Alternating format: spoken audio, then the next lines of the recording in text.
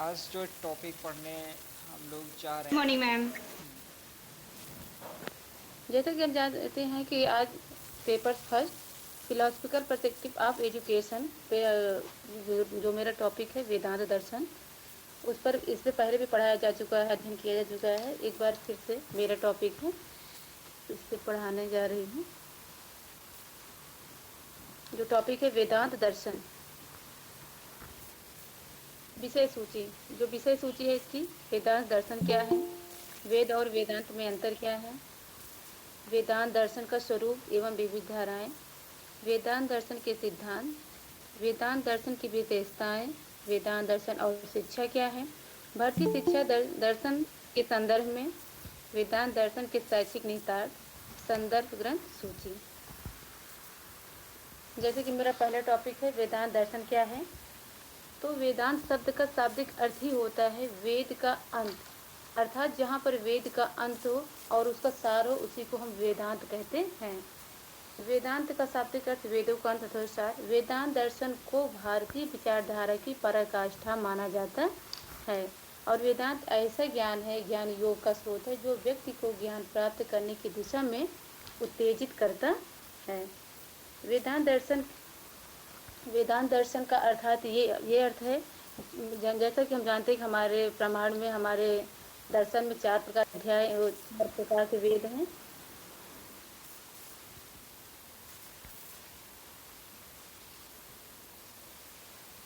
के भी नाम से जानते हैं। वेदांत ऐसा ज्ञान है जो ज्ञान का योग का स्रोत है जो व्यक्ति को ज्ञान प्राप्ति की दिशा में उत्तेजित करता है। आवाज जा रही है sir? Okay okay, continue. Thank you. Thank you sir.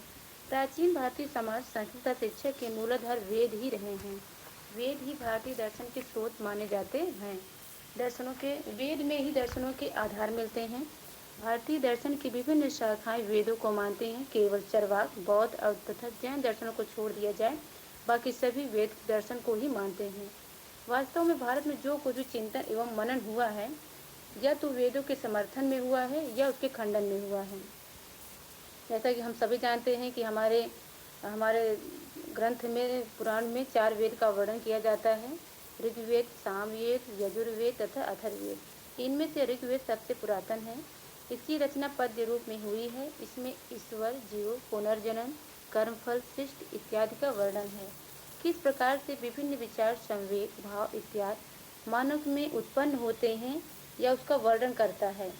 किस प्रकार से जो ऋग्वेद है उसमें प्रार्थना और स्तुति की चर्चा की गई है, और जो सामवेद है, सामवेद गीतों की पुस्तक है। इसकी अनेक प्रार्थनाएं हैं जो ऋग्वेद से ली गई हैं। अर्थवेद विज्ञान परक है।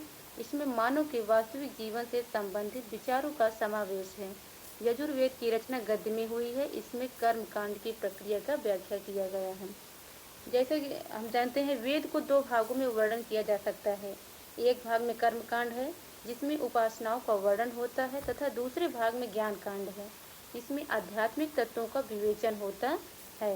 वैदिक चिंतन के प्रारंभिक काल में धार्मिक कृत्यों पर अत्यधिक जोर दिया गया था।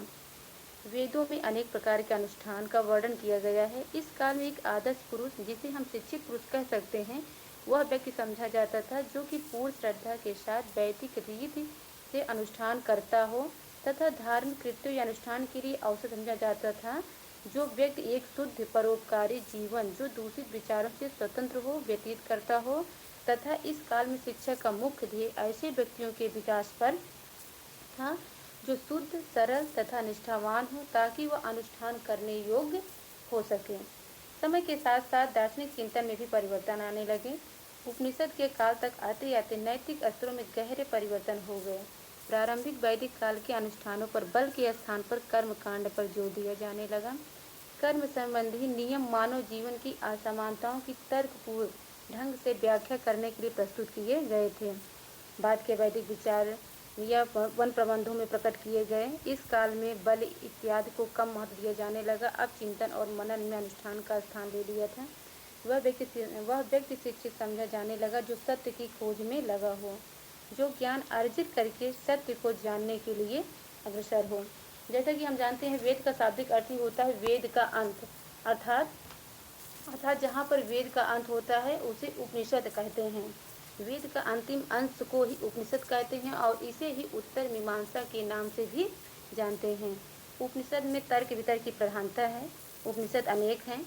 अब तक हमें 112 उपनिषदों का पता है, अनेक और भी हो सकते हैं, बट जो फैक्ट है वो 112 उपनिषद ही मिले हैं। शंकराचार्य के विचार से केवल 10 ही हैं,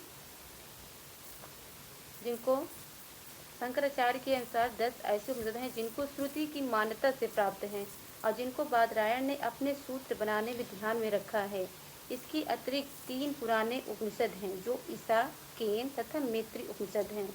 इस प्रकार 13 उपनिषद को ध्यान में रखकर हम शिक्षा संबंधी उपनिषद कालीन चिंतन को पढ़ते हैं या दर्शाते हैं। अनेक शतकों से उपनिषद भारतीयों के जीवन पर तथा भारतीय चिंतन पर गहरा प्रभाव डालते रहे हैं। एक महान दार्शनिक शोपेनहावर ने कहा है कि उपनिषद उसके जीवन में संतावना देते रहे हैं और यह इसकी मृत्यु के समय तक संतावना देते रहेंगे। अर्थात उपनिषद आत्मा को पूर्ण, अखंड एवं अनश्वर बताते हैं। यह मानव जीवन का लक्ष्य वर्णन करते हैं। यह तत्व संबंधी संसार को अवास्तविक तथा परासत्ता संबंधी संसार को वास्तविक मानते हैं। उपनिषद ने ज्ञान पर बल दिया है। इसका दर्शन बुद्धिपरक है। यह 2 प्रकार के ज्ञान का वर्णन करते हैं। एक निम्न स्तर का ज्ञान, जिसे उन्होंने पराविद्या कहा, जो बाहरी दिखावे की ओर ले जाता है, और यह एक उच्चोत्तर ज्ञान, जिसे अपराविद्या कहा गया है, जो ब्रह्म संबंधी उच्च ज्ञान की ओर ले जाता है। उपनिषद सांसारिक या भौतिक ज्ञान को भी महत्व देता है। उनके अनुसार पराविद्या में भी गुण, किंतु पराविद्या को अपराविद्या की ओर ले जाना चाहिए। अतएव एक आदर्श व्यक्ति, शिक्षित व्यक्ति वह होता है जो अनुभव केंद्रित ज्ञान में पारंगत हो, जो वह इंद्रियों के प्रशिक्षण द्वारा प्राप्त कर सकता है और इस ज्ञान से ऊपर उठकर आत्मज्ञान की खोज में जीवन बिता देता है, जो व्यक्तियों के भूत, वर्तमान तथा भविष्य के जीवन के अंतिम ध्येय हैं। इस उद्देश्य की प्राप्ति का मार्ग प्रेयस सिर्फ श्रेयस की ओर जाता है, जिसमें कठोपनिषद में कब कहा भी गया है, जो व्यक्ति अपरिपक्व है वह बाहरी आनंद के पीछे दौड़ता है, वह मृत्यु के दूर तक फैले हुए जाल में जकड़ जाते हैं। किंतु अक्लमंद यह जानते हुए कि अविनाशिता अस्थायी है, किंतु किसी ऐसी वस्तु की कामना नहीं करते जो कि परिवर्ती हो। और उपनिषद में कहा यह कहा गया है कि अस्तो माँ सदगमय, तमसो माँ ज्योतिर्गमय, मृत्यो माँ वृत्तम गमय। शिक्षा असत्य से सत्य की ओर, अंधेरे से प्रकाश की ओर, मृत्यु से आजीवन की ओर ले जाने वाली यह एक विद्या है। इसके है अतः हम उपनिषद शिक्षा के मुख्य उद्देश्य को मन को शिक्षित करता है, यह कह सकते हैं। मन का शिक्षण ज्ञान के माध्यम एवं यंत्र को मानकर किया जाना चाहिए, न कि भौतिक ज्ञान को भंडार के रूप में एकत्रित करके द्वारा। शिक्षा मन को नियंत्रित करने तथा आत्मा की गहरी परतों को समझने की प्रक्रिया है। शिक्षा द्वारा मन का प्रशिक्षण ही आत्मबोध के उद्देश्य को प्राप्त करना संभव बनाता है। जिस विधि द्वारा मन की शिक्षा आत्मबोध के लिए हो सकती है वह योग की विधि है। जैसे कि हमारा दूसरा टॉपिक है वेद और वेदांत में अंतर। कुछ लोग, जैसा कि अधिकांश देखा जाता है, वेद और वेदांत को एक ही समझ लेते हैं, बट अगर हम बाहरी तौर से देखें तो वेद और वेदांत एक ही तरह लगते हैं, बट हम गहराई से अगर देखेंगे तो वेद और वेदांत में बहुत से अंतर होते हैं। जैसा कि वेदांत शब्द से यह होता है वेदा प्लस अंत, अर्थात वेद हमें धर्म, मूल्य, पूजा, उपासना ये सब सभी वेद में बताया गया है, जबकि वेदांत यह है जहाँ पर हमें चित्त शुद्धि प्राप्त करने का मार्ग बताया गया है। वेदांत के अर्थों से पता चलता है कि ऐसा नॉलेज जिसको समझने के बाद किसी और ज्ञान की जरूरत न पड़े उसे ही वेदांत कहते हैं। वेद ऐसा है, वेद एक ग्रंथ है, जबकि उपनिषद उसके आधार पर लिखा गया एक ग्रंथ है, जिसके आधार पर हमारे प्राचीन काल में भी और आधुनिक काल में भी कई दार्शनिक हुए हैं जिन्होंने दार्शनिक के पक्षों को उजागर किया है। और दूसरा टॉपिक हमारा है वेदांत दर्शन, स्वरूप एवं विविध धाराएं। वेदांत से तात्पर्य यह है ऐसी शिक्षा जिसको प्राप्त करने के बाद जिसको पढ़ने के बाद कोई और ज्ञान की या प्रमाण की जरूरत नहीं पड़ती है, उसे ही वेदांत कहते हैं।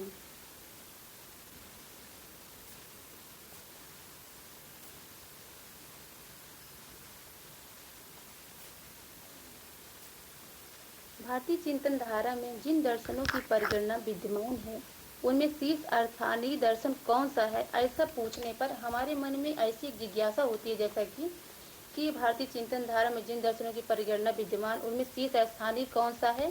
तो ऐसी जिज्ञासा होने पर एक ही नाम उभरता हुआ है, वेदांत। यह भारतीय दर्शन के मंदिर को जगमगाता हुआ सर्व कलश है। दर्शनाकाश का दे दीप्यमान सूर्य है। वेदांत का अर्थ होता है वेद का अंत या सिद्धांत। तात्पर्य यह है वह शास्त्र जिसके लिए उपनिषद ही प्रमाण है, उसे ही वेदांत कहते हैं। वेदांत में जिन बातों का उल्लेख है, उन सब का मूल उपनिषद ही है। इसलिए वेदांत शास्त्र के वे सिद्धांत माननीय हैं जिनके साधक उपनिषद के वाक्य हैं। इन्हीं उपनिषदों को आधार बनाकर बादरायण मुनि ने ब्रह्म सूत्र की रचना की है। इन सूत्रों का मूल उपनिषद में ही है। उपनिषद में सभी दर्शनों के मूल सिद्धांत हैं। जैसे कि हम जानते हैं, वेदांत के 3 आधार हैं। वेदांत के 3 आधार माने गए हैं ब्रह्म सूत्र, उपनिषद तथा भागवत गीता। इन्हीं के आधार पर वेदांत का रचना किया गया है। जैसे कि पहले रचना है ब्रह्म सूत्र। वेदांत का मूल ग्रंथ उपनिषद ही है, अतः यह वेदांत शब्द उपनिषद का वाचक बनता है, दृष्टिगोचर होता है। उपनिषदीय मूल वाक्यों के आधार पर ही बादरायण मुनि द्वारा अद्वैत वेदांत के प्रतिपादन हेतु ब्रह्म सूत्र सृजित किया गया है। महर्षि पंडित द्वारा अष्टाध्यायी में उल्लेखित भिक्षु सूत्र ही वस्तुतः ब्रह्म सूत्र है एवं उन्हीं के अध्ययन योग उपनिषदों पर आधारित पाराशर अर्थात पराशर के पुत्र व्यास द्वारा विरचित ब्रह्म सूत्र है, जो कि बहुत प्राचीन है। यही वेदांत दर्शन उत्तर मीमांसा के नाम से भी जानी जाती है। जैसा कि मैंने पहले भी बताया है, महर्षि जैमिनी का मीमांसा दर्शन पूर्व मीमांसा कहलाता है, जो कि 12 अध्यायों में लिप्त है। कहा जाता है कि जैमिनी द्वारा इन 12 अध्यायों को पश्चात 4 अध्यायों में संकर्षण कांड अर्थात देवता कांड का सृजन किया गया था, जो अब उपलब्ध नहीं है। इस प्रकार पूर्व मीमांसा 16 अध्यायों में संपन्न हुआ है। उसी सिलसिलों में 4 अध्यायों में उत्तर मीमांसा या ब्रह्म सूत्र का सृजन हुआ है। पूर्व मीमांसा में कर्म कांड एवं उत्तर मीमांसा में ज्ञान कांड की रचना है।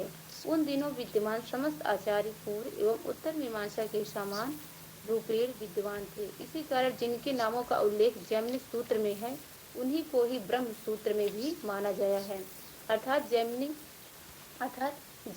जो जैमिनी उपनिषद था और जो उत्तर पूर्व मीमांसा तथा उत्तर मीमांसा में दोनों में ही उन्हीं सूत्रों का अध्ययन किया गया है, जो उस समय जैसे अद्वैतवाद के जो प्रवर्तक थे, अर्थात दोनों प्रवर्तकों का नाम जैमिनी सूत्र में भी मिलता है, उत्तर मीमांसा में भी मिलता है तथा पूर्व मीमांसा में भी मिलता है। वेदांत दर्शन पारमार्थिक दृष्टिया एकमात्र तत्व ब्रह्म या आत्मा को मानता है। इस भिन्न जो कुछ भी दृश्यमान है, वह सभी आतत्व हैं।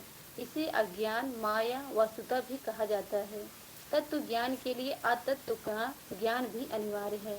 आचार्य शंकराचार्य के अद्वैत वेदांत में पारमार्थिक, प्रतिभासिक एवं व्यवहारिक 3 प्रकार के भेद से सत्ता के 3 रूप वर्णित किए गए हैं।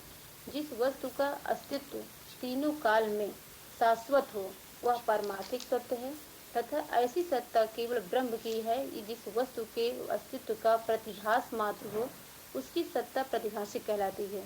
तीसरी सत्ता है व्यवहारिक। संसारिक दशा में जिसे अस्तित्व के व्यवहार मात्र के लिए सत्य मानते हैं, ऐसी सत्या व्यवहारिक सत्या कहलाती है। ब्रह्म ज्ञान होने पर इस सत्य भावना का विनाश हो जाता है। माया के कारण ब्रह्म में जगत का आरोप होता है कि अतः संपूर्ण जगत ब्रह्म का विवर्त है। तत्व में अतत्व के भान को विवर्त कहते हैं।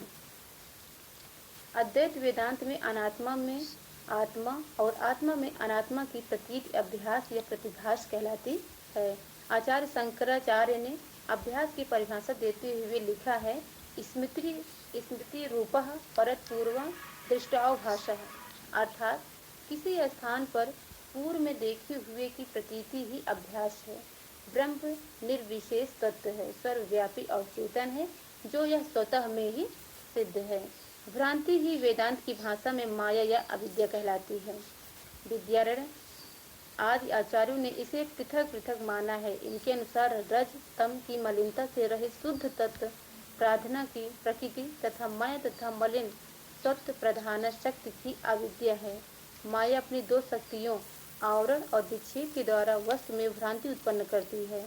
आवरण शक्ति के द्वारा माया व्यक्ति की बुद्धि को आच्छादित कर देती है, जिसके कारण वह वास्तविक विराट तत्व को नहीं देख पाता, जबकि विक्षेप शक्ति के द्वारा वह उस वस्तु में दूसरी वस्तु की कल्पना करने लगता है।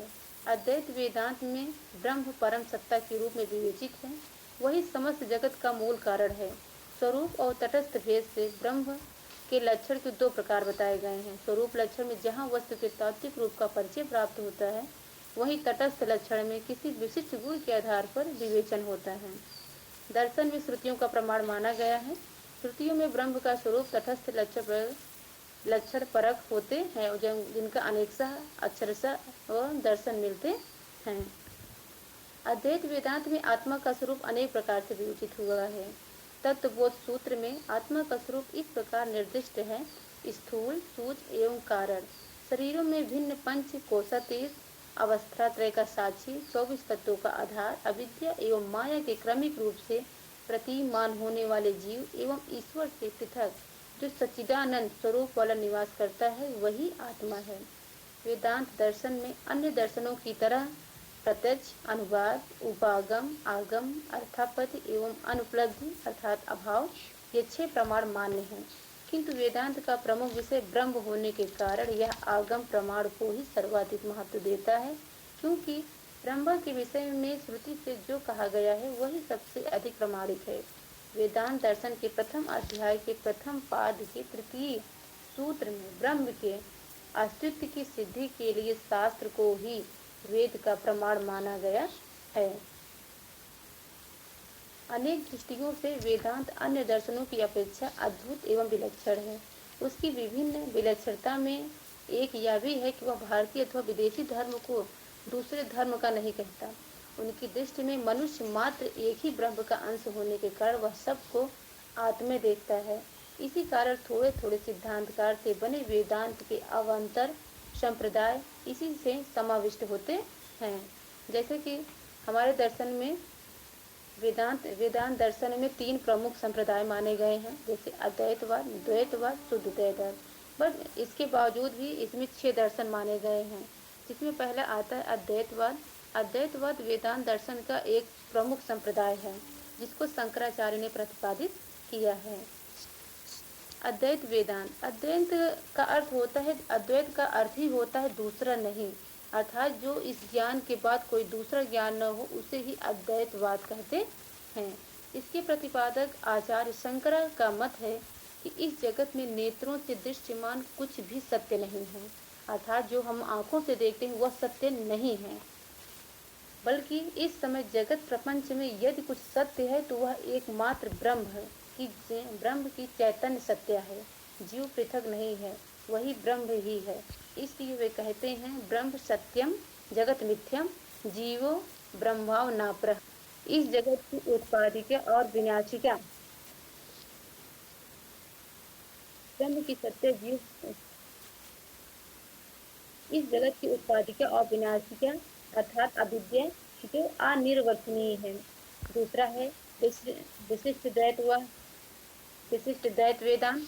इसके प्रतिपादक श्री रामानुजाचार्य भी हैं। इनके अनुसार ब्रह्म के अतिरिक्त जीव एवं जड़ जगत अर्थात चित्त एवं अचित्त भी नित्य और स्वतंत्र तत्व हैं। यह सत्य है कि ये भी ब्रह्म के अंश हैं और ब्रह्म की विशेष स्वरूप है, जो प्रलय के समय तो ब्रह्म के अंदर सूक्ष्म रूप में रहते हैं, किंतु विश्व की उत्पत्ति के समय स्थूल रूप में प्रकट हो जाते हैं। इसी कारण इसका नाम विशिष्ट द्वैत वेदांत सिद्धांत रखा गया है। इस सिद्धांत में एक विशिष्ट बात यह है कि इसमें ब्रह्म को सगुण माना गया है। इस सिद्धांत में सगुण कहा गया वह निर्गुण नहीं हो सकता। इसका कारण रामानुजी शरणागति को ईश्वर प्राप्ति के प्रमुख साधन मानते हैं। तीसरा है द्वैत वेदांत। इसका प्रतिपादन निम्बकाचार्य जी ने किया है। ये मानते थे कि ईश्वर और जीव में एक प्रकार से अभेद के साथ ही अन्य प्रकार भी भेद पाए जाते हैं। ब्रह्म कारण एवं अनंत शक्तियों वाला है। वह अपने स्वभाव से ही निज की चित्त और अचित्त शक्तियों का प्रसार करते हुए चित्त और अचित्त रूप जगत के स्वरूप में स्वतः परिणत हो जाते हैं और एक वास्तविक रूप में निर्विकार भी बने रहते हैं। इस प्रकार चित्त और अचित्त रूप जगत जो ब्रह्म रूप कारण का कार्य है, वह अपने कारण ब्रह्म से भिन्न भी है और अभिन्न भी है। इस सिद्धांत के अनुसार ब्रह्म प्रत्येक स्थिति में जीव का नियामक है। उसे सदैव उसी के प्रेरणा स्वरूप चलना पड़ता है।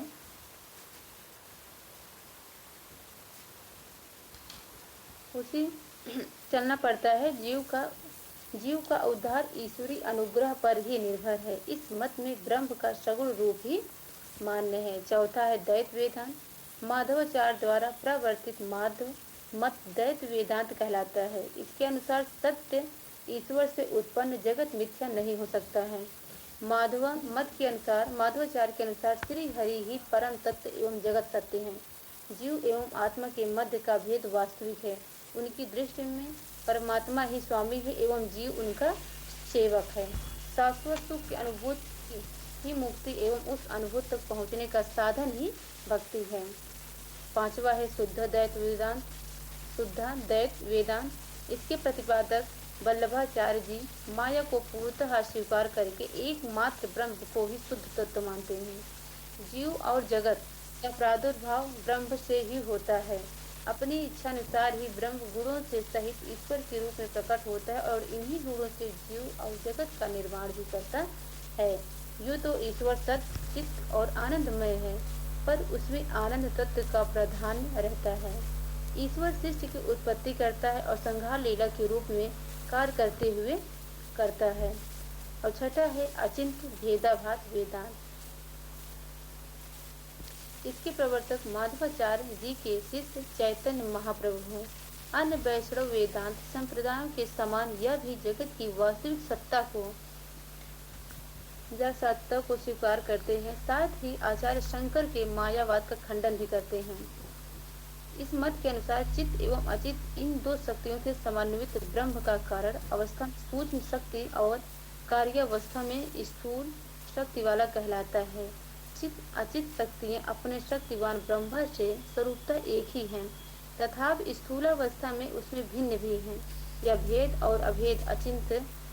भेद और अचिंत कारण है कि परमेश्वर की अचिंत शक्ति द्वारा ही ऐसी स्थिति बनती है। वस्तुतः इस मत में ब्रह्म अभिन्न भेदाभेद के कारण है। अपनी सूक्ष्म शक्ति की स्थिति में कारण तथा स्थूल स्थिति में कार्य भी वही है। इसलिए कार्य कारण और अन्याय न्यायवाद ही मान्य है। इसमें एक विशेषता यह है कि उपास्य ब्रह्म एवं उसकी शक्ति को लक्ष्मी नारायण के ऐश्वर्य रूप के स्थल पर श्री कृष्ण एवं राधा के माधुर्य रूप को माना गया है। इसमें प्रेम रूप भक्ति को हुई मान्यता दी गई है। इस प्रकार से इसमें 6 प्रकार के संप्रदाय प्रमुख माने गए। इसमें और काफी संप्रदाय हैं, बट इन 6 संप्रदायों को अधिक मान्यता मिली है। और जैसा कि हमारा दूसरा टॉपिक है वेदांत दर्शन के सिद्धांत।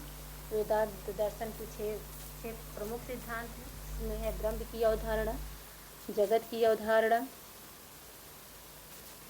ब्रह्म की अवधारणा, जगत की अवधारणा, माया की अवधारणा, जीव की अवधारणा और आत्मा की अवधारणा और मोक्ष की अवधारणा। सबसे पहले एक बात करते हैं ब्रह्म की अवधारणा। शंकराचार्य ने ब्रह्म की सत्ता को ही वास्तविक सत्ता माना है। शंकराचार्य ने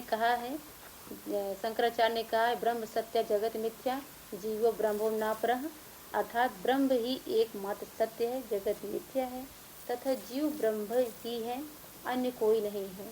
ब्रह्म की मूल तत्व और ब्रह्म के द्वारा इसी ब्रह्मांड की संरचना की गई है। ब्रह्म इस संसार का निर्माण अपनी माया शक्ति के द्वारा ही करता है। शंकराचार्य ने सत्य की 3 कोटियाँ बताई हैं, परमार्थिक सत्य, व्यवहारिक सत्य तथा प्रतिभाषिक सत्य, जिसका वर्णन मैंने पहले भी कर चुकी हूँ। एक बार और देखते हैं। परमात्मिक दृष्टि से ब्रह्म निर्गुण पूर्णतः सत्य है तथा सर्वशक्तिमान है, सर्वव्यापी है। ब्रह्म अनेक जीव के में प्रकट होता है। ब्रह्म जो है वो अनेक जीवों के रूप में प्रकट होता है। ब्रह्म का अस्तित्व देश काल से परे है। ब्रह्म स्वतः सिद्ध होता है, इसलिए इससे सिद्ध करने के लिए किसी प्रमाण की आवश्यकता नहीं होती। यह पूरा संसार माया के ही बस में विचलित होती है। दूसरा है जगत की अवधारणा। जगत के उदाहरण शंकराचार्य ने क्या कहा है? जगत के उदाहरण केवल शंकराचार्य के अनुसार जगत मिथ्या है, क्योंकि जगत परिवर्तनशील है, इसका वास्तविक अस्तित्व कुछ नहीं है। जगत काल्पनिक, मायिक एवं असत्य है, किंतु व्यवहारिक दृष्टि से जगत सत्य है, क्योंकि इसी जगत में रहकर मनुष्य ज्ञान, कर्म, भक्ति और मोक्ष की प्राप्ति करता है। शंकराचार्य ने जगत को समझने के लिए 3 सत्ताओं का उल्लेख किया है: आर्थिक सत्ता, व्यवहारिक सत्ता तथा प्रतिभाषिक सत्ता। तीसरा है माया की अवधारणा। शंकराचार्य के अनुसार आदिकाल से ही परम तत्व अर्थात परमात्मा की शक्ति विद्यमान है, इसे माया की संज्ञा दी गई है, जो कि न तो सत्य है और न ही असत्य है। इसका वर्णन संभव नहीं है। परमात्मा माया की सहायता से जगत का निर्माण करता है। जगत में जो विविधता दिखाई देती है वह सत्य नहीं है। सत्य तो केवल परम तत्व है जो जगत की समस्त वस्तु में उपस्थित है। ब्रह्म ही जगत की रचना का उपादान का कारण है। वे सभी प्राणी जो माया द्वारा उत्पन्न होते हैं वे ही जीव कहलाते हैं। माया के जाल में फंसकर प्राणी यह भूल जाता है कि ईश्वर उसका सर्जन करता है, जिसके कारण वह स्वयं को एक स्वतंत्र सत्ता मान लेता है और अपने शरीर, मन तथा इंद्रियों में सिमट जाता है। इसी अज्ञानता के कारण ही वह कई प्रकार के दंड का भोग करता है और संघ कर्म करते हुए पाप तथा पुण्य का भागी भी बनता है। इसी कारण उसे जन्म और मृत्यु के बंधन में रहना पड़ता है। वह मोक्ष को प्राप्त नहीं कर पाता है। जब इसका ज्ञान हो जाता है, जब उसका संबंध परमात्मा से भी है, तब उसकी अज्ञानता धीरे धीरे छूटने लगती है। वह निष्काम कर्म की प्रवृत्ति की ओर अग्रसर होता है और फिर उसके बाद ज्ञान को धारण करने के बाद वो धीरे धीरे परमात्मा में लीन हो जाता है। चौथा है जीव की अवधारणा। शंकराचार्य का अद्वैत दर्शन के अनुसार प्राणी माया की रचना करता है। शंकराचार्य के अद्वैत दर्शन के अनुसार प्राणी माया की रचना है। अज्ञानता के कारण प्राणी स्वयं को अपने शरीर का स्वामी समझ लेता है, जबकि यह वास्तविक नहीं है, और इंद्रियों द्वारा शरीर जो भी कर्म करता है उसे यह मान लिया जाता है कि अमुक कार्य जीव ने किया है। प्राणी अपने ज्ञान इंद्रियों की सहायता से बाह्य जगत का ज्ञान अर्जित कर सकता है। जीव और आत्मा में व्यवहारिक अंतर होता है। आत्मा परमार्थिक सत्ता है, जबकि जीव व्यवहारिक सत्ता है। जब आत्मा, शरीर, इंद्रियां, मन के अधिकारियों से शुरू होती हैं, तब वह जीव होता है। आत्मा एक जीव है। जब जीव भिन्न भिन्न शरीरों में अलग है, इस प्रकार जीव आत्मा का आभास मात्र है। शंकराचार्य का मत है कि आत्मा मुक्त है, परंतु इसके विपरीत बंधन ग्रस्त भी है। अपने प्रयासों से जीव मोक्ष प्राप्त कर सकता है। जो जीव है, जो इंसान है, कोई भी जीव है, वह अपने प्रयासों से मोक्ष को प्राप्त कर सकता है। शरीर के नष्ट हो जाने के बाद जीव आत्मा में ही लीन होता है। पांचवा है आत्मा की अवधारणा। आत्मा की अवधारणा में क्या कहा गया है? अद्वैत वेदांत के अनुसार आत्म तत्व ही परम तत्व है। शंकराचार्य का मत है कि आत्मा और परमात्मा एक ही तत्व के दो नाम हैं। आत्मा अजर और अमर है। माया के कारण आत्मा जीवात्मा के रूप में जीवों के रूप में लेती है। आत्मा परिवर्तनशील है। क्यों परिवर्तनशील है? क्योंकि वह स्थान और समय से बंधी हुई नहीं है। वेदांत दर्शन के अनुसार आत्मा ब्रह्म दोनों समान सत्य है। और लास्ट में है मोक्ष की अवधारणा। भारतीय दर्शन में मुझको ही जीवन का अंतिम लक्ष्य बताया गया है। भारतीय दर्शन में मोक्ष को ही जीवन का अंतिम लक्ष्य बताया गया है। शंकराचार्य के अनुसार जब आत्मा अपने शुद्ध स्वरूप ब्रह्म में लीन होने के लिए बंधनों से मुक्त हो जाती है, तब मोक्ष को प्राप्त होती है, अर्थात जीव आत्मज्ञान या ब्रह्म ज्ञान हो जाता है। शंकराचार्य ने ज्ञान योग को कर्म योग से बड़ा माना है। उन्होंने माना है कि जीव अपने कर्म योग से मोक्ष को प्राप्त कर सकता है, सभी बंधनों से मुक्त हो सकता है।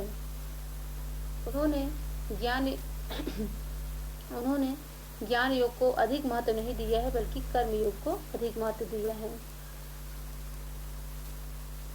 शंकराचार्य ने ज्ञान योग कर्म योग से बड़ा माना है। मोक्ष प्राप्ति के लिए निष्काम कर्म की आवश्यकता होती है।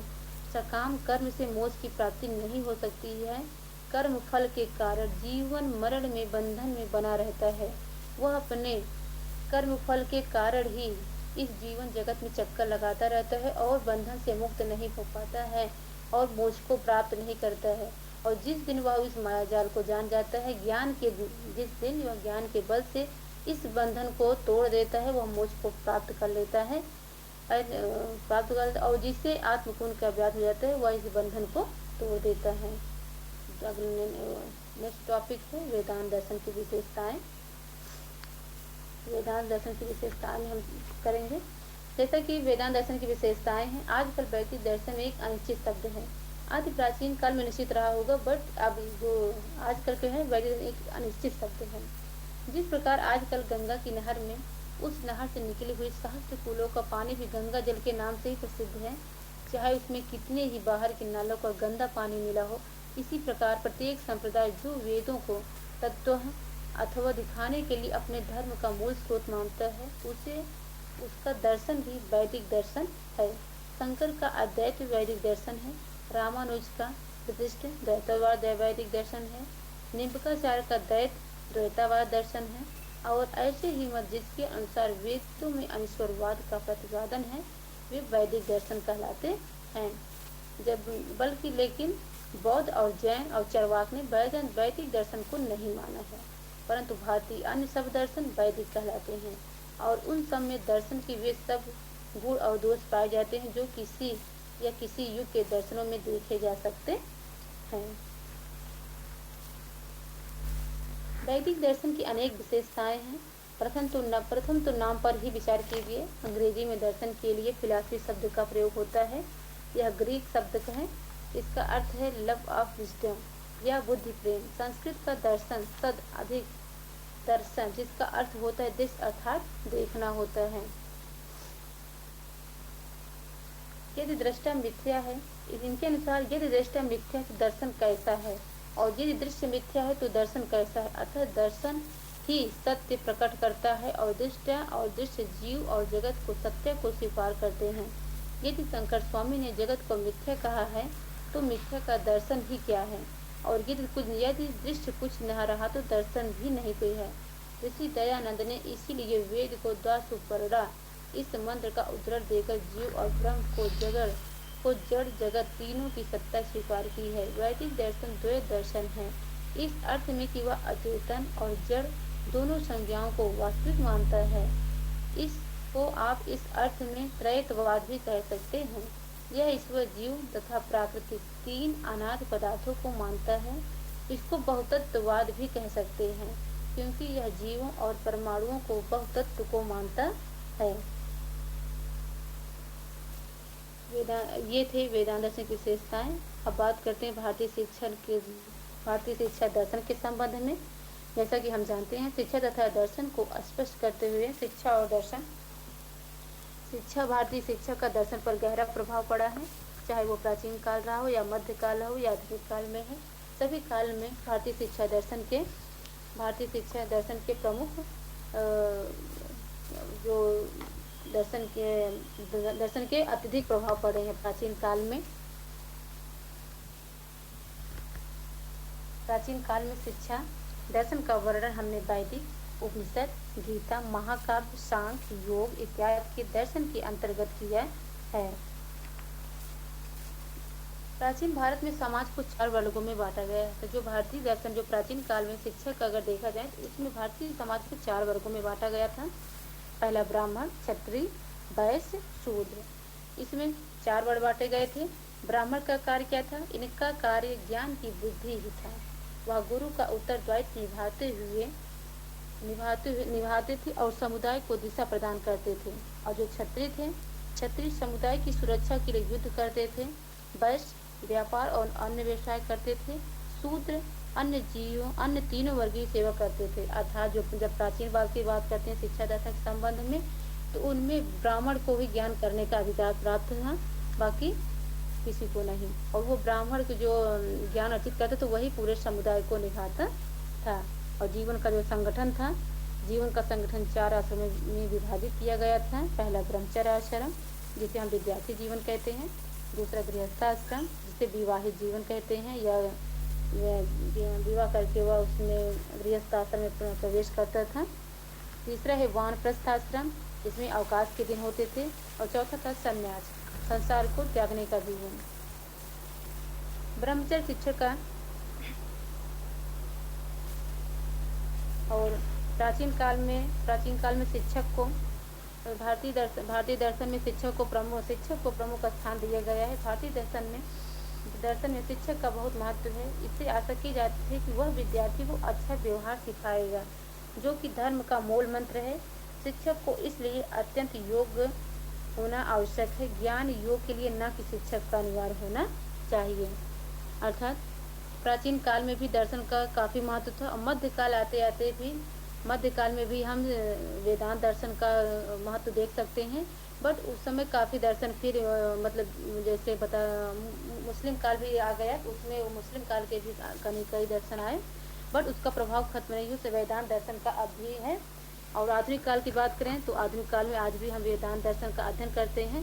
बट जिस तरह से हम प्राचीन काल में वेदांत दर्शन का अध्ययन करते थे उस तरह से नहीं है, बल्कि वेदांत दर्शन के साथ साथ और भी हमारे सिलेबस में और भी सारे टॉपिक आ गए हैं। बट हम आज भी वेदांत दर्शन को मानते हैं, और वेदांत दर्शन का प्रभाव आज भी नहीं खत्म हुआ है। जो भी हम पढ़ाई करते हैं वेदांत दर्शन के परिप्रेक्ष्य में ही आज भी पढ़ाया जाता है। वेदांत दर्शन के शैक्षिक निहितार्थ की बात करते हैं। वेदांत दर्शन के शैक्षिक निहितार्थ में हम देखते हैं कि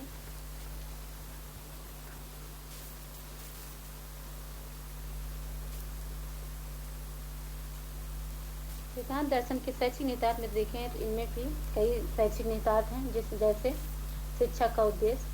यद्यपि विभिन्न उपनिषदों में शिक्षा के उद्देश्यों की विवेचना विभिन्न प्रकार से की गई है, लेकिन यदि हम समन्वय आत्मक दृष्टि देखते हैं तो पता चलता है कि यदि उपनिषद यह मानते हैं कि विद्या में अमरतत्व प्राप्त होता है और असत्य का नाश होता है और आनंद की प्राप्ति भी होती है। आनंद आत्मा व ब्रह्म का शाश्वत स्वरूप है। आनंद के क्रम से अनेक स्वरूप होते हैं। इनके स्वरूपों के आधार पर उपनिषदों में शिक्षा के विभिन्न उद्देश्य बताए गए हैं। दूसरा है भौतिक जीवन की आवश्यकताओं की पूर्ति भी होनी चाहिए। जैसा कि आनंद का प्रथम तथा निम्नतम स्वरूप है अन्नमय, अर्थात जीवन की भौतिक पक्ष की प्राप्ति आनंद की प्राप्ति का प्राथमिक लक्षण है। अतः शिक्षा का प्रथम उद्देश्य भौतिक जीवन की संबंधता में निहित है। इस दृष्टि से शिक्षक को बालक व व्यक्ति को उदर पूर्ति एवं परिवार के भरण पोषण के कार्यों को सिखाना चाहिए। इसके साथ ही उसे राष्ट्रीय कार्यों में उत्पादन में हाथ बटाना चाहिए।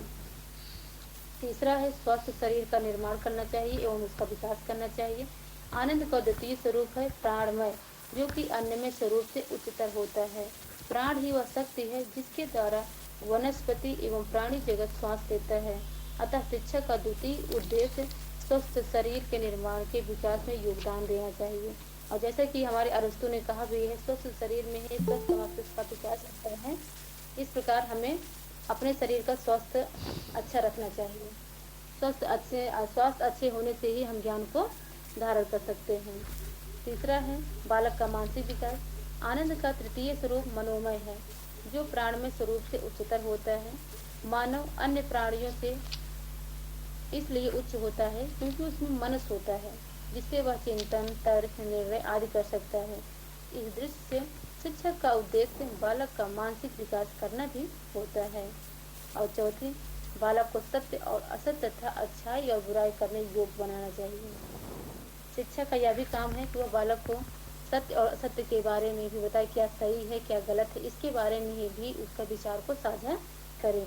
आनंद का चतुर्थ स्वरूप विज्ञानमय कोश माना गया है, जो मनोमय से ऊंचा होता है। स्वरूप के अनुसार शिक्षा का उद्देश्य बालक को सत्य, असत्य, अच्छाई, बुराई में अंतर करने योग्य बनाना चाहिए। यदि बालक को ये बताना चाहिए सत्य क्या है, तो ये भी बताना चाहिए गलत क्या है, ताकि वो उसमें आसानी से अंतर कर सके। पांचवा है आनंदभूत। आनंद का अंतिम आत्मानुभूति भी होनी चाहिए। इसके अंतर्गत आनंद का अंतिम और सबसे उच्च स्वरूप आनंद में कोष होता है। इस स्थिति में ज्ञाता, ज्ञेय एवं ज्ञान के बीच पाए जाने वाले विभेद समाप्त हो जाते हैं। आनंद का यह स्वरूप अनुभूति जन्य है। इस दृष्टि से उपनिषदों में शिक्षा का उद्देश्य आत्मानुभूति निश्चित किया गया है। और हम बात करें पाठ्यक्रम की, पाठ्यक्रम कैसा था। उपनिषदों में ज्ञान को दो वर्गों में विभाजित किया गया था। प्रथम अपरा विद्या तथा द्वितीय परा विद्या। अपरा विद्या इस प्रत्यक्ष जगह तथा आत्मा को धारण करने वाले शरीर से संबंधित है। परा विद्या आत्मज्ञान व ब्रह्म ज्ञान से संबंधित है। उपनिषदों में युद्ध व आत्मा को ही केंद्रीय विषय माना गया है, परंतु उनमें अपरा विद्या की भी उपेक्षा नहीं की जा सकती है। उन्होंने छात्रों को अपरा एवं परा विद्या दोनों प्रकार के ज्ञान प्रदान किए हैं और प्रदान करने पर बल दिया है। उपनिषदों में पाठ्यक्रम के भौतिक जगत के अध्ययन, भौतिक उत्पादन, जीव जगत का अध्ययन, ज्ञानात्मक शिक्षा की, आत्मा की उन्नति तथा आत्मा की अनुभूति से संबंधित विषयों को पाठ्यक्रम में स्थान दिया गया था। शिक्षण विधियाँ किस प्रकार से थी। उपनिषद में अनेक प्रकार की शिक्षण विधियों का प्रयोग किया गया है। उनमें से कुछ प्रमुख विधियाँ इस प्रकार से हैं, जो स्वयं अन्वेषण इस प्रकार से हैं। पहले है सूत्र प्रणाली, अर्थात सूत्र के द्वारा उन्होंने पहले जिस प्रकार से वेद को पाठ्यक्रम जिसमें वेद को पढ़ाते थे तो वेद को वहाँ पे कंठस्थ करना पड़ता था, अर्थात सूत्र प्रणाली का उपयोग करते थे। पहेली विधि, पहेलियों द्वारा किसी कार्य को सुलझाया जाता था, उन्हें पहेलियों द्वारा भी अध्ययन कराया जाता था। चर्चा प्रणाली, इसके अंतर्गत किसी टॉपिक पे सभी लोग चर्चा करते थे, इसके अंतर्गत भी ज्ञान अर्जित किया जाता था। कक्षा प्रणाली, कक्षा प्रणाली के अंतर्गत कोई समस्या उसको उजागर किया जाता था और सभी छात्रों से उसके विषय में समाधान पूछा जाता था। इसके अंतर्गत कक्षा प्रणाली का भी उपयोग होता था। और संश्लेषण प्रणाली, संश्लेषण प्रणाली में भी विश्लेषण का मौका दिया जाता था। उसके मतलब कोई निष्कर्ष निकालें, उनको एक समस्या दिया जाता था या कोई टॉपिक समस्या रहती थी तो उसको कक्षा में उजागर किया जाता था और उसे विश्लेषण और संश्लेषण के माध्यम से विवेचना की जाती थी। और अनुरूपता प्रणाली भी थी। इन सब शिक्षण विधियों के माध्यम से वैदिक दर्शन, वेदांत दर्शन में शिक्षण दिए जाते थे। चौथा अनुशासन, अनुशासन भी किसी भी संस्था हो, कुछ भी हो या परिवार हो, चाहे जो भी कोई भी संस्था हो, वहाँ पे अनुशासन की व्यवस्था को बहुत महत्वपूर्ण स्थान दिया गया है। छात्रों के अनुशासन के स्थापन के संदर्भ में उपनिषदों में भी निम्नलिखित तत्वों का उल्लेख किया गया है। छात्रों में ज्ञान प्राप्ति हेतु उत्कट अभिलाषा होनी चाहिए। एक छात्र तभी ज्ञान को धारण कर सकता है जब उसमें ज्ञान को धारण करने की अभिलाषा हो। दूसरा आत्म अवधारणा का विकास हो, आत्मनियंत्रण हो। जब तक आत्मनियंत्रण कोई अपने नहीं कर सकता है, ज्ञान को अर्जित नहीं कर सकता है। इसके साथ साथ अनुशासन स्थापन के लिए शिक्षक के प्रभाव तथा मार्गदर्शन को भी महत्वपूर्ण स्थान दिया गया है। शिक्षक से सदैव यह आशा की जाती है कि वह छात्रों पर पैनी दृष्टि रखे और उन्हें गलत राह पर चलने से बचाए। शिक्षक अनुशासन के स्थापन के लिए आवश्यकता अनुसार दंड का भी प्रयोग कर सकता है। वह अप्रसन्नता, आदेश, अस्वीकृति इत्यादि प्रकार के दंडों का प्रयोग करने का अधिकारी होता है। संकट काल में शिक्षक निष्कासन नामक दंड का प्रयोग कर सकता है, अर्थात किसी भी संस्था में दंड की व्यवस्था अवश्य करनी चाहिए। अगर दंड की व्यवस्था नहीं हो, दंड की व्यवस्था का मतलब ये नहीं है कि मारपीट से है उसको मारा पीटा जाए, बट कि उसमें भी कई प्रकार के दंड पाए जाते हैं, जैसे प्रभावात्मक, दमनात्मक, या कुछ ऐसे होते हैं जैसे किसी को डांटना होता है तो हम किसी डांट कर ही मतलब उसको दंड दे सकते हैं, ऐसी दंडता होनी चाहिए। ऐसा उसमें भी प्रावधान था। हमारे वेदांत दर्शन में भी इसी प्रकार के दंड की व्यवस्था थी। और चौथी बात क्या है, छात्र एवं शिक्षक की उपस्थिति। और छात्र एवं शिक्षक की स्थिति, उपनिषद में छात्र उस बालक को माना गया है जिसमें ज्ञान प्राप्त की उत्कृष्ट अभिलाषा हो। वह अपनी ज्ञान विपाशा की तृप्ति के लिए योग्य और विद्वान गुरु को खोज करता है। शिक्षक से भी यह आशा की जाती है कि वह ब्रह्म ज्ञान को रखता हो, साथ ही वह निर्णय ले सके कि अमुक छात्र ब्रह्म ज्ञान का पात्र है कि नहीं है।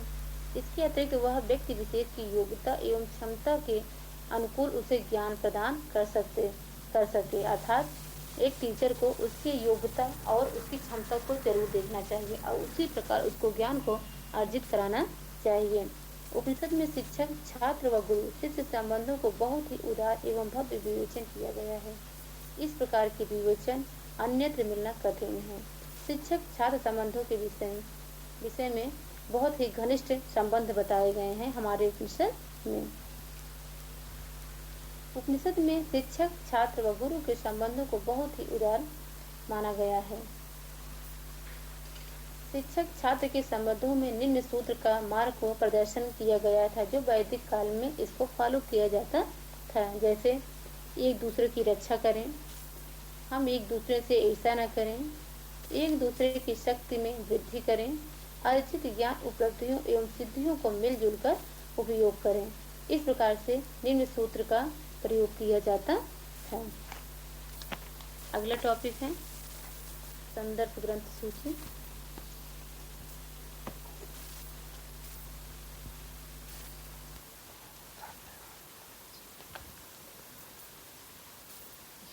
हाँ, रेफरेंस दिखा दीजिएगा प्लीज एक बार। Okay okay.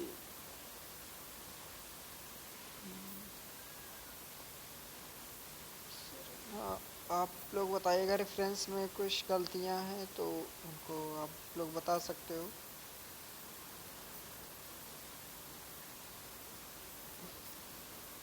सर पहली बात तो इन्होंने जैसे गुरु शरण दास फिर त्यागी पूरा लिख दिया, त्यागी को उसको इनको वो नहीं लिखना था।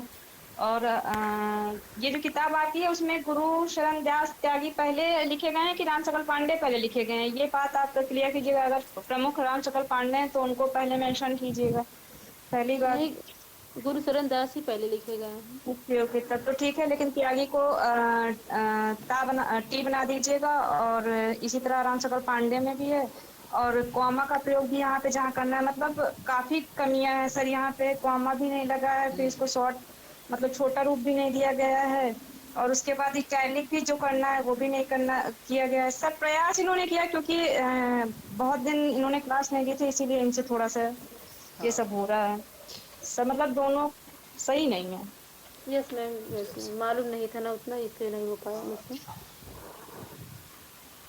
इसमें लास्ट नेम पहले लिखा जाएगा, जो सर नेम होता है या लास्ट नेम होता है वो पहले लिखेंगे।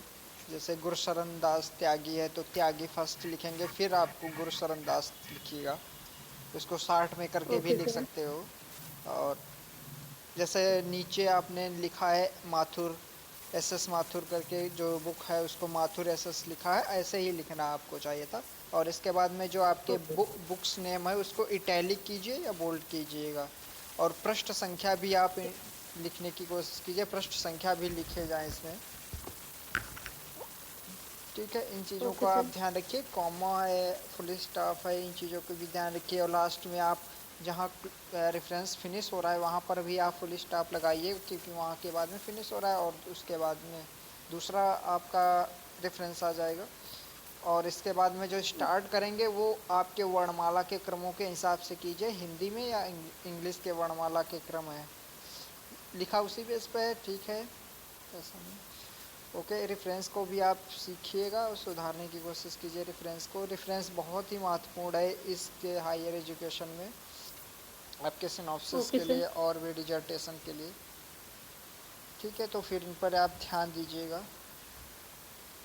Okay sir. हाँ, ओके। और भी आप लोगों के जो भी फीडबैक हों और क्वेश्चंस अगर पूछना है तो आप पूछ सकते हो।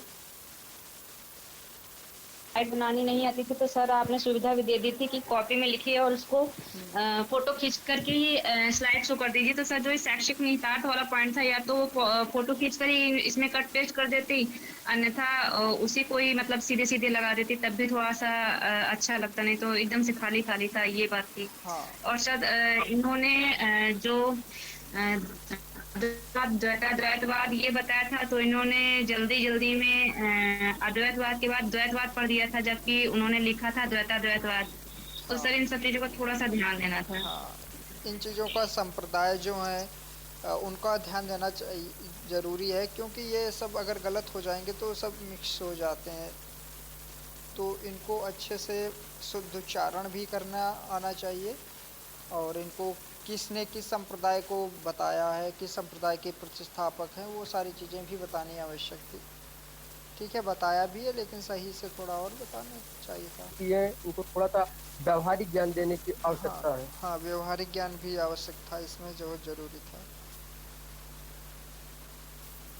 सर मैं एक छोटा लेकिन महत्वपूर्ण सुझाव दूंगी, जैसे कि कोई भी स्टूडेंट या कोई भी हमारे साथी जब बिंदुओं को पढ़ते हैं, पहली बात तो टॉपिक कौन है और बिंदु कौन है इसका अंतर रहना क्लियर हाँ होना चाहिए। और दूसरी बात जैसे कि आप बिंदुओं में लिखते हैं, आपने 5-6 बिंदु लिखे, उसके बाद आप क्या करते हैं 3 बिंदु पढ़ते हैं, उसके बाद लगातार और लगाते हैं, जो कि बहुत ही अनुचित है। और शब्द का प्रयोग एकदम अंतिम के जस्ट पहले केवल करना चाहिए, बाकी नेक्स्ट, अगला है ऐसे बोलना चाहिए।